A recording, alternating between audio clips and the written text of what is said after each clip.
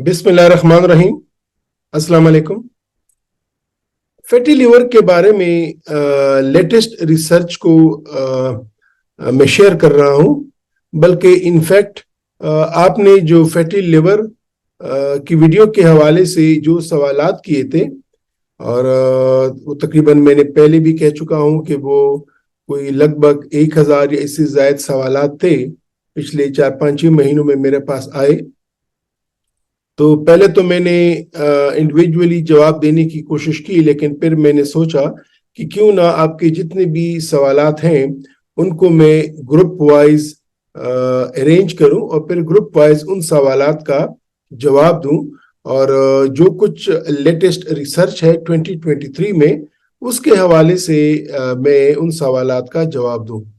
तो आज की वीडियो इनफैक्ट ये 5वीं वीडियो है या पार्ट 5 है कि जिस पे अब हम डायरेक्टली उन सवालात का जवाब देने की कोशिश करेंगे जो कि मुझसे पूछे गए हैं कि एक फैटी लिवर के मरीज को खुराक में कैसी खुराक उसको खानी चाहिए, खुराक का क्या रोल है फैटी लिवर या जिगर की चर्बी की बीमारी में।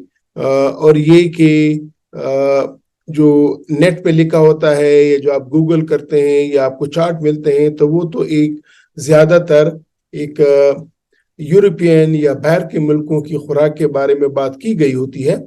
तो हम उसको कैसे अप्लाई करें अपने लोकल खुराक पे या अपनी लोकल जो हम चीजें खाते हैं उस पे हम कैसे अप्लाई करें।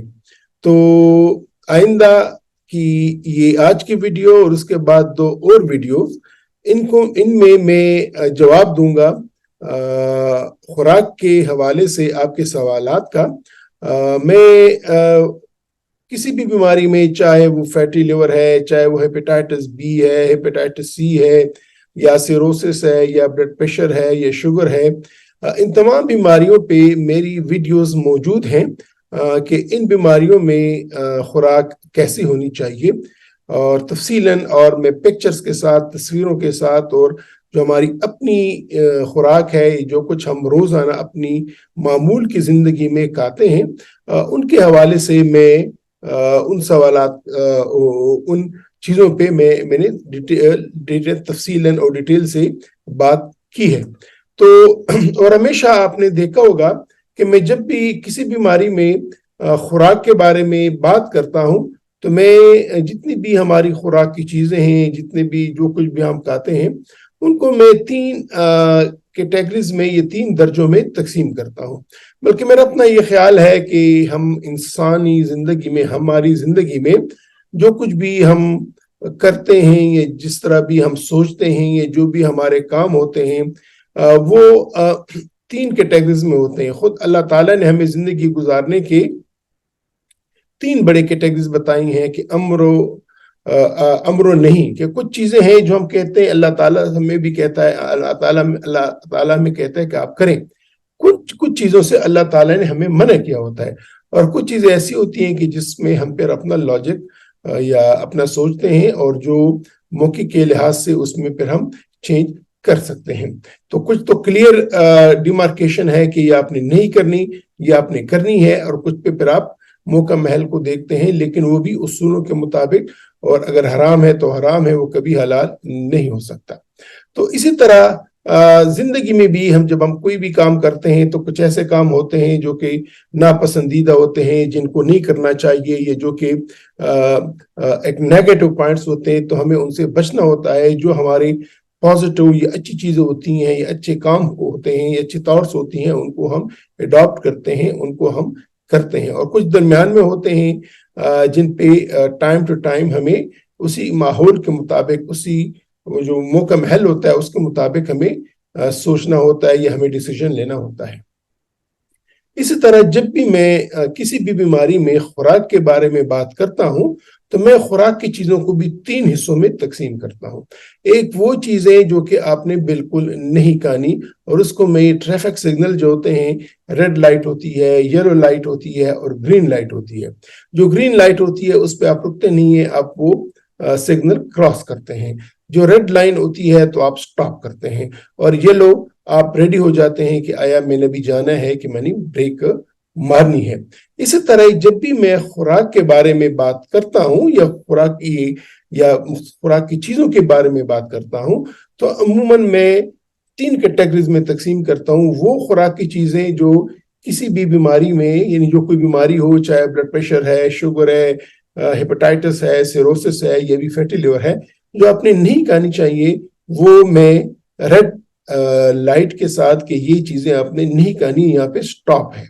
اور جو چیزیں آپ کو کھانی ہوتی ہیں یا آپ زیادہ کھائیں یا اس کے کھانے سے نقصان نہیں ہوتا، ان کو میں گرین لائٹ پہ سے وہ کرتا ہوں، ان کی گرین لائٹ میں ان کو گروپ کرتا ہوں۔ اور کچھ خوراکی ایسی چیزیں ہوتی ہیں جو کہ آپ نہ بہت زیادہ کھاتے ہیں نہ بہت کم کھاتے ہیں، درمیانہ جو جس میں آپ کو اعتدال کرنا ہوتا ہے، وہ پھر میں یلو لائٹ کے ساتھ ان کو یعنی تشبیہ دیتا ہوں یا یلو لائٹ کے درجے میں ان کو رکھتا ہوں۔ تو آج کی اس ڈسکشن میں ان چیزوں کے بارے میں آپ کو بتاؤں گا کہ جو فیٹی لیور کا جو مریض ہے وہ اس پہ کوئی پابندی نہیں ہے، وہ اس کو کھا سکتا ہے، حسب منشا کھا سکتا ہے، بلکہ اگر وہ کھائے گا اور زیادہ کھائے گا تو شاید اس کے جگر فیٹی لیور کو نقصان نہیں ہوگا، بلکہ with the passage of time اس کا فیٹی لیور بھی امپروو کرے گا۔ تو آج جو خوراک کے وہ ان چیزوں کی ہم بات کریں گے کہ جو چیزیں گرین لائٹس کے ساتھ ہوتی ہیں یا جن پہ کوئی پابندی نہیں ہے، اور میں کوشش کروں گا کہ ان تمام چیزوں کا احاطہ کر سکوں جو کہ ہماری روزمرہ کی زندگی میں ہم ان کا استعمال کرتے ہیں، اور ہر گھر میں وہ چیزیں بنائی بھی جاتی ہیں اور کھائی بھی جاتی ہیں۔ اور اگر ہم کسی محفل میں جاتے ہیں، ہم کسی پارٹی میں جاتے ہیں، ہم کسی دعوت میں جاتے ہیں، تو وہاں بھی یہ چیزیں ہمارے ارد گرد ہوتی ہیں۔ تو ہوتی تو بہت ساری چیزیں ہیں، بہت سارے پکوان ہوتے ہیں، لیکن ان پکوان میں کون سی چیز ہم کھا سکتے ہیں جس پہ کوئی قدغن نہیں ہے، جس پہ کوئی پابندی نہیں ہے، میں اس ویڈیو میں تصویروں کے ذریعے، پکچرز کے ذریعے میں وہ آپ کو بتاؤں گا، ان کو ریفرنس کروں گا۔ باقی میں آپ کو پہلے ہی بتا چکا ہوں کہ فیٹی لیور اس لیے بنتا ہے کہ جب ہم بہت زیادہ مرغن چیزیں یا ہائی فیٹ کانٹینٹ ہم کھاتے ہیں تو وہ ضرورت سے جو زیادہ چربی ہوتی ہے وہ پھر جگر میں فیٹس کی صورت میں جمع ہونی شروع ہو جاتی ہے اور جمع ہوتی ہے۔ تو اگر ہم ہائی فیٹ کانٹینٹ کی چیزیں نہ کھائیں تو پھر ہماری جو بدن میں یہ جگر میں چربی موجود ہے وہ آہستہ آہستہ استعمال ہونی شروع ہو جائے گی، اور جب وہ استعمال ہوگی تو جگر سے بھی چربی کی مقدار میں کمی آتی جائے گی، اور ایک دن آئے گا کہ آپ کا جگر وہ فیٹی لیور نہیں رہے گا، نارمل ہو جائے گا۔ کل ہی میرے پاس ایک مریض آیا اور اس کو فیٹی لیور تھا، گریڈ 2 فیٹی لیور تھا۔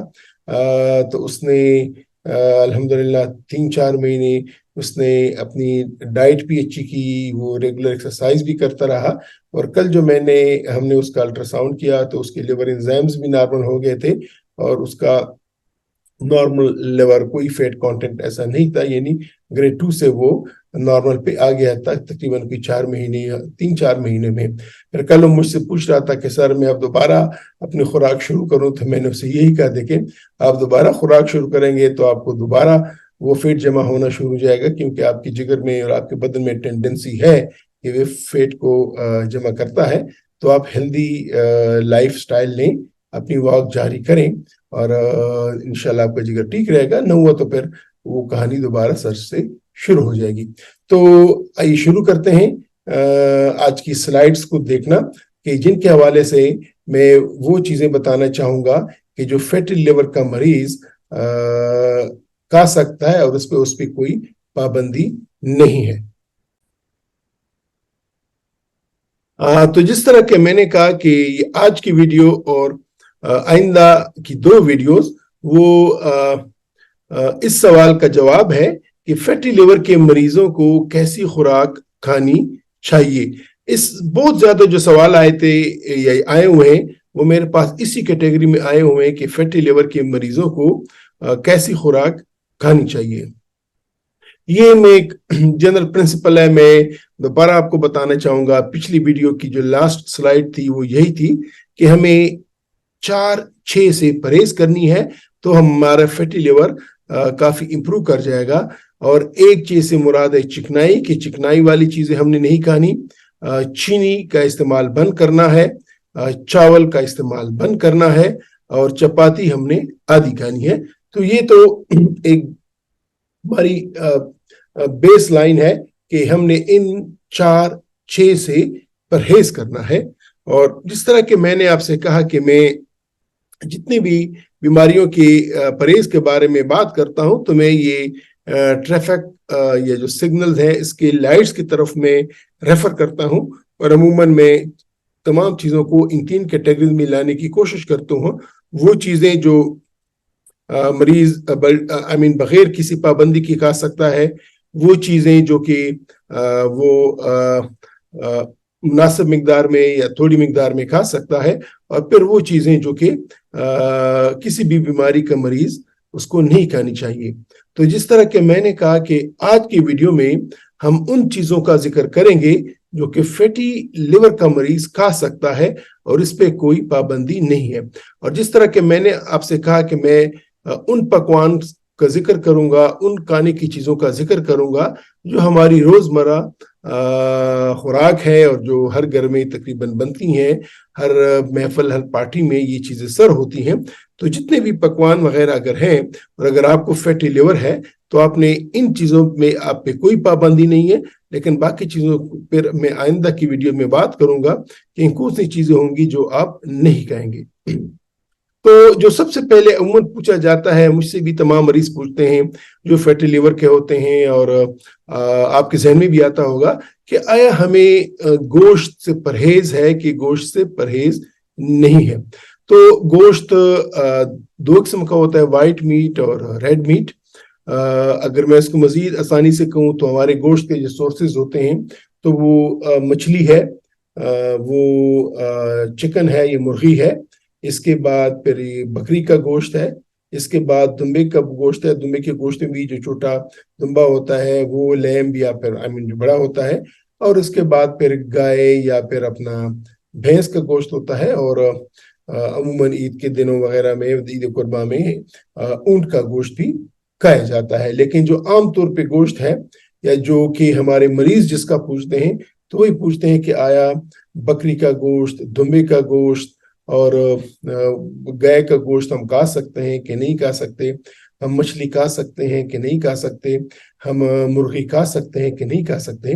تو اس سلسلے میں بکری کے گوشت پہ کوئی پابندی نہیں ہے کیونکہ اس میں فیٹ کانٹینٹ کم ہوتا ہے. تو آپ بکری کا گوشت کھا سکتے ہیں, لیکن یہ بھی ہمیں یاد رکھنا چاہیے کہ بہتات کسی بھی چیز کی بری ہے. تو یہ نہیں ہے کہ آپ جو ہے نا صبح بھی آپ گوشت کھائیں اور اس کے بعد پھر آپ جو ہے نا دوپہر کو بھی کہیں, رات کو بھی کہیں, اور تکے کڑھائیاں نہیں. آپ کو اعتدال کے ساتھ کھانا ہوگا, لیکن بکری کے گوشت کے کھانے پہ کوئی پابندی نہیں ہے. اسی طرح وہی اگین بکری کی گوشت کی بات ہے, اور آپ کو جس طریقے سے بھی بناتے ہیں لیکن اس میں گھی کا استعمال کم ہونا چاہیے. اسی طرح مرغی کے گوشت پہ یا چکن میٹ پہ بھی کوئی پابندی نہیں ہے, اور اس سے بھی کوئی پرہیز نہیں ہے. آپ چکن میٹ بھی کھا سکتے ہیں.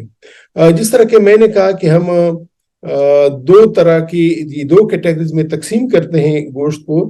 ایک ہوتا ہے وائٹ میٹ اور ایک ہوتا ہے ریڈ میٹ. وائٹ میٹ میں آپ کے فش ہو گئی یا چکن کا جو بریسٹ پورشن ہے, اس کے بعد جب ایکسٹریم ان میں پھر یہ بڑا گوشت, کیونکہ اس میں مائیوگلوبن ہوتی ہے, اس کی مقدار ہوتی ہے.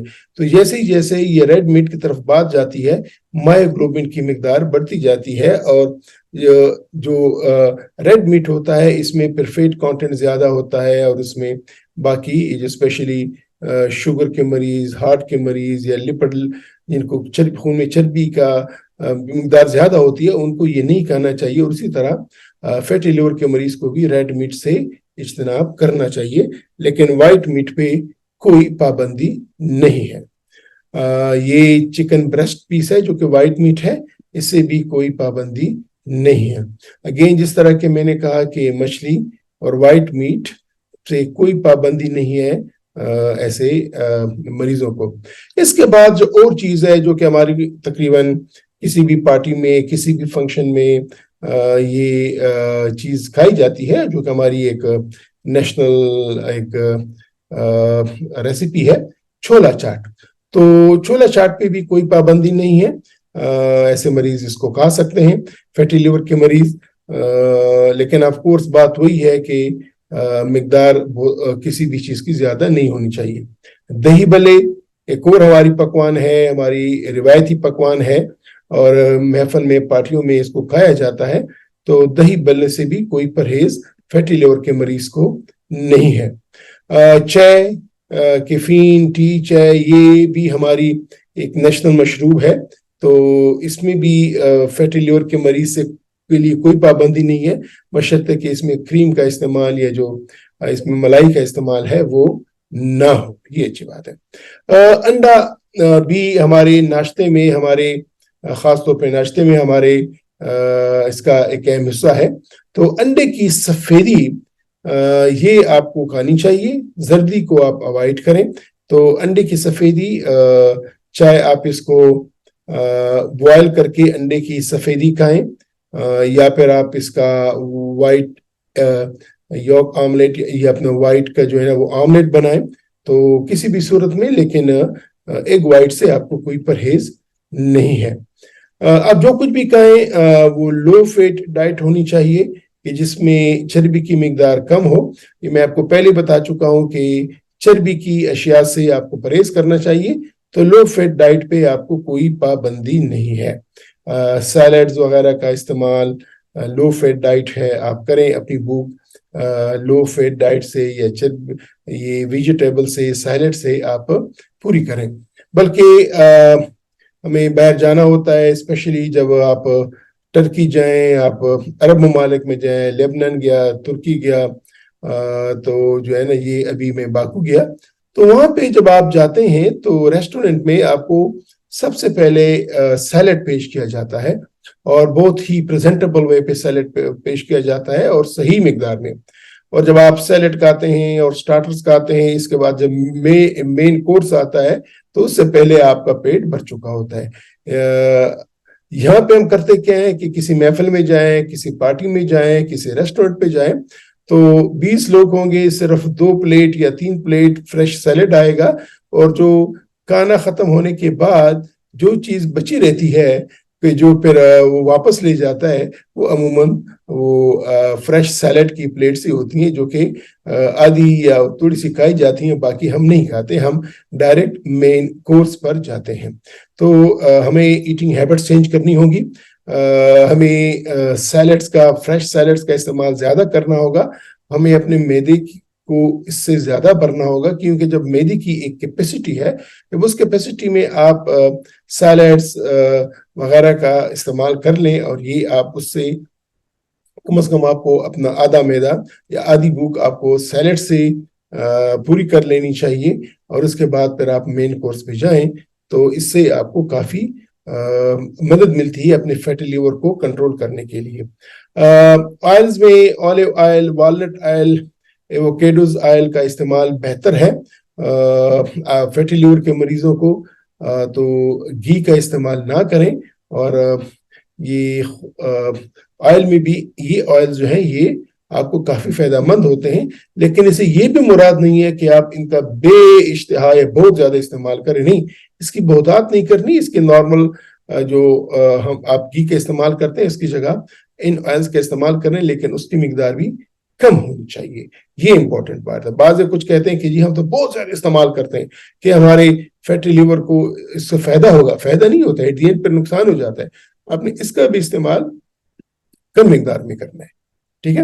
اچھا, پھر آ جائیں ہول ویٹ, کارن, نٹس وغیرہ, ان کے استعمال اس پہ بھی کوئی پابندی نہیں ہے اور یہ بھی ہائی فائبر کانٹینٹ رکھتے ہیں اور یہ بھی آپ کے فیٹی لیور کو نقصان نہیں دیتے. آپ اس کا بھی حسب منشا اس کو کھا سکتے ہیں. اوٹ میل ہے, براؤن رائس ہے, بارلے ہیں, بینز, یہ تمام وہ اجناس ہیں, وہ چیزیں ہیں کہ جس سے کوئی پرہیز نہیں ہے. بلکہ یہ آپ کے فیٹی لیور کو فائدہ پہنچاتے ہیں۔ یہ مکئی نان یہ ہمارے اسپیشلی ہمارے رورل ایریاز میں، ہمارے دیہاتوں میں، اور یہ ہمارے بریک فاسٹ میں بھی ہم ان کے استعمال کرتے ہیں۔ تو مکئی نان پہ کوئی پابندی نہیں ہے، اسی طرح جوار نان پہ بھی کوئی پابندی نہیں ہے، آپ اس کا استعمال کر سکتے ہیں۔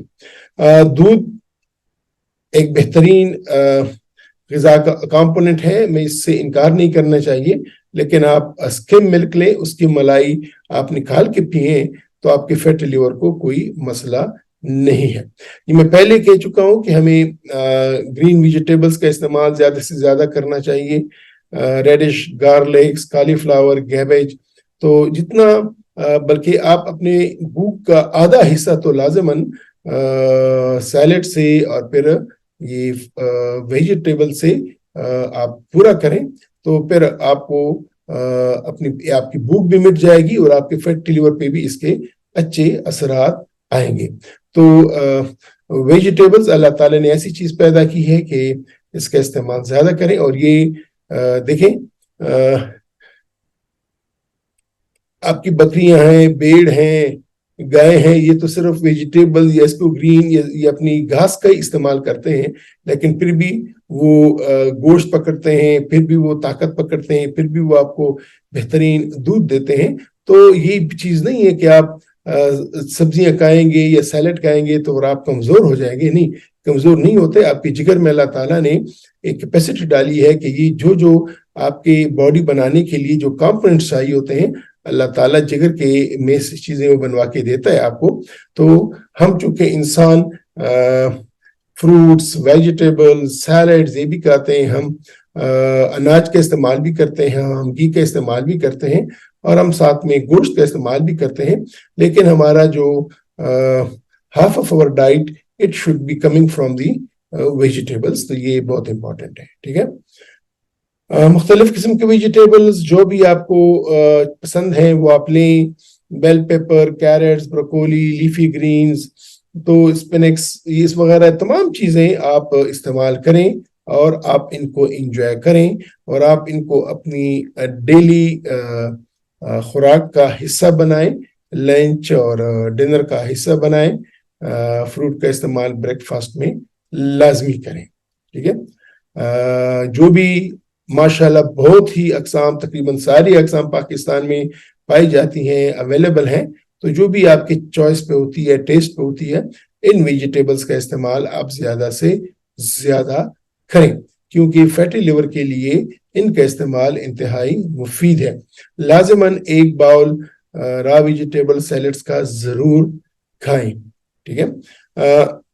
پھر وہی بات کہ جو بھی آپ کو پسند ہو، جو بھی آپ کو پسند ہو وہ آپ ویجیٹیبل کھائیں۔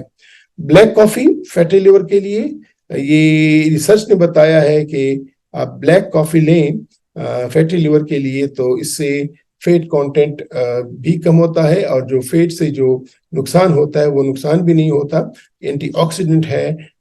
تو بلیک کافی کا استعمال کریں، لیکن اس میں یہ نہیں کہ آپ اس میں چینی ڈالیں یا اس کو وائٹنر ڈالیں یا اس میں ملائی ڈالیں، اٹ شوڈ بی بلیک کافی۔ تو کافی کو بلیک اسپیور فارم میں پئیں، اور کم از کم ریکمینڈ تو زیادہ ہوتا ہے کہ کم از کم 3-4 کپ آپ لیں، لیکن اگر آپ 1 کپ پی لیں یا 2 کپ پی لیں تو یہ آپ کے فیٹی لیور کے لیے کافی فائدہ مند ہے، بلکہ اس سے اس کا فائدہ ہوتا ہے۔